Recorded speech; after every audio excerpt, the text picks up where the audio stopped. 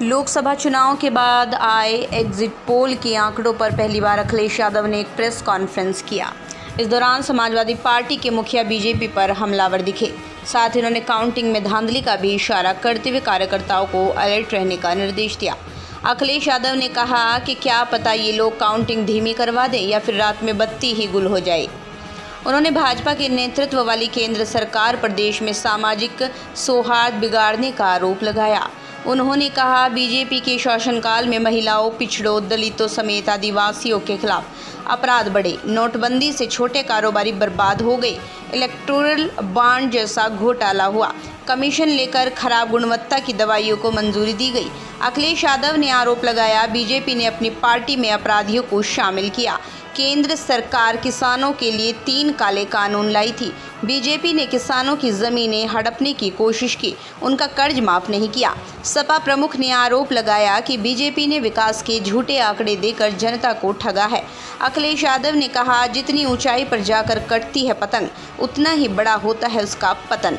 सामाजिक रूप से भाजपा ने देश में सौहार्द बिगाड़ा, आरक्षण को खत्म करने के लिए छल किया।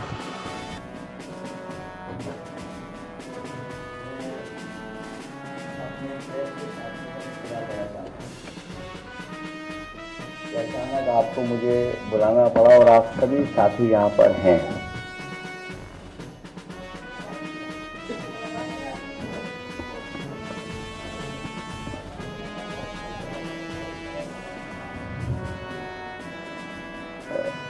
मैं प्रेस के साथियों का धन्यवाद देता हूं कि इतने सुबह बुलाने पर आप सभी यहाँ पर आए हैं। हालांकि चुनाव खत्म हो चुका है और बहुत सारे एग्जिट पोल तरह तरह की जानकारी दे रहे हैं। मैं आपके बीच में आपके माध्यम से कुछ बातें रखना चाहता हूं। मैं शुरुआत करता हूं कि जितनी ऊंचाई पर जाकर कटती है पतंग, उतना ही बड़ा होता है उसका पतन।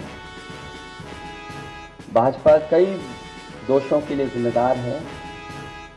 सामाजिक रूप से भाजपा ने देश में सौहार्द बिगाड़ा, व भाईचारा खत्म किया, जाति के खिलाफ जाति, संप्रदाय के खिलाफ संप्रदाय लड़वाया, संविधान द्वारा दिए गए आरक्षण को साजिशन खत्म करने के लिए बेरोजगारों से छल किया, पेपर लीक कराए, देश के लिए आगे बढ़कर लड़ने वालों की बहन बेटियों के लिए जानबूझकर अपने मंत्रियों से अपशब्द कहलवाए, महिलाओं के प्रति अपराध बढ़ाए, मणिपुर हाथरस, महिला पहलवान, पिछड़े दलित, अल्पसंख्यक व आदिवासियों पर अत्याचार और सबसे खराब व्यवहार किए जाने के लिए रिकॉर्ड बना। आर्थिक रूप से इलेक्टोरल बॉन्ड का ऐतिहासिक भ्रष्टाचार किया। इलेक्टोरल बॉन्ड के माध्यम से पैसा कमाने के लिए मुनाफाखोरी को बढ़ावा दिया, जिसने महंगाई को बढ़ाया। अपने फायदे के लिए भाजपा ने जनता पर बेतहाशा महंगाई थोप दी। नोटबंदी से व्यापार कारोबार चौपट कर दिया। भ्रष्ट जीएसटी से छोटे दुकानदार तक को मंदी का शिकार बना दिया। किसानों की जमीन हड़पनी चाहिए, काले कानून लाने चाहे, खाद की बोरी की चोरी की, लाभकारी मूल्य नहीं दिया, 35 सालों की सबसे बड़ी बेरोजगारी में देश को धकेला, महंगाई से गरीब को और गरीब बना दिया, अमीरों के अरबों के लोन माफ किए लेकिन किसानों के ऋण के लिए आत्महत्या के लिए मजबूर किया, ब्याज की दरें घटाकर मध्यम वर्ग की बचत को बेकार कर दिया, बैंकों में तरह तरह के चार्ज और पेनल्टी से लोगों के खाते दीमक की तरह अंदर ही अंदर खा गए, बैंक लॉकरों के नाम पर जिम्मेदारी से पल्ला झाड़ लिया, नैतिक रूप से चंदे तक का पैसा खा गए, केयर फंड के नाम के आगे पीएम के नाम का इस्तेमाल करके बाद में हिसाब देने से मना कर दिया, अपराधियों को शामिल करने, उनके कृत्यों पर पर्दा डालना, जैसे मणिपुर में अपने संगी साथियों द्वारा बेटी के साथ मानवीय व्यवहार में, बीएचयू छात्र अभद्रता कांड में, खीरी किसान हत्याकांड में, हाथरस की बेटी के बलात्कार, हत्या व कानपुर देहात कांड में जहां मां बेटी को झोपड़ी में जिंदा जलाकर मार डाला, ऐसे अनगिनत उदाहरण हैं। शारीरिक रूप से देखें तो भाजपा लोगों के शरीर स्वास्थ्य से भी खिलवाड़ किया, उसके भी दोषी हैं। भाजपा ने बिना जांच परखे जानलेवा वैक्सीन लगवाई, कमीशन खाकर गलत दवाइयों को पास करके लोगों का जीवन खतरे में डाला। इसका सीधा असर जनता की सेहत पर पड़ेगा और आने वाली पीढ़ियों की तंदुरुस्ती पर भी। भाजपा पीढ़ियों पर प्रहार की दोषी भी है। मनोवैज्ञानिक रूप से लोगों के दिल और दिमाग में जानलेवा वैक्सीन लगवाने के बाद बीमार होने पर डर बैठा दिया। महिलाओं के अंदर असुरक्षा का भाव घर कर गया। युवा अनएम्प्लॉयमेंट या अंडर एम्प्लॉयमेंट से डिप्रेशन का शिकार हुआ। राजनीतिक रूप से चंडीगढ़ के मेयर चुनाव में कैमरे के सामने धांधली की, चुनी हुई सरकारें गिराई, खरीद फरोख्त का नकारात्मक सियासत को जायज ठहराया, पारिवारिक रूप से राजनीतिक फायदे के लिए परिवारों को लड़वा दिया, भाई के खिलाफ भाई को। मानसिक रूप से भाजपा ने अपने ही समर्थकों को हिंसक बनाया, मॉब लिंचिंग को मानसिक रूप से सही ठहराने की साजिश की। आपराधिक रूप से ऐसे लोगों को मंत्री पद दिया और बनाए भी रखा जिन्होंने किसानों की हत्या की, जो महिलाओं पर अत्याचार शोषण के दोषी हैं। न्यायालय तक में अपने लोग पिछले दरवाजे से सेट किए, न्यायाधीशों से खुलकर एक विचारधारा विशेष के लिए बयान दिलवाए, न्यायाधीशों को राजनीतिक पदों पर लालच देकर कानून तक को अपनी भ्रष्ट सोच से मैला कर दिया।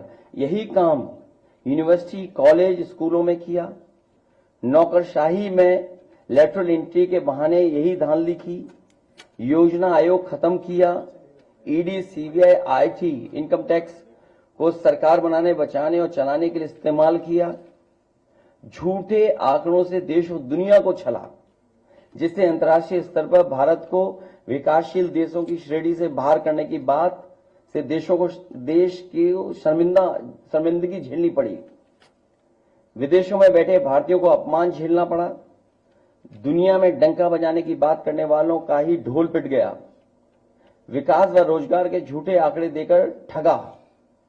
संवैधानिक रूप से संविधान को पहले कमजोर करने पर बदलकर धीरे धीरे खत्म करने की साजिश ही नहीं, अपने लोगों से शरेआम कहलवाया भी।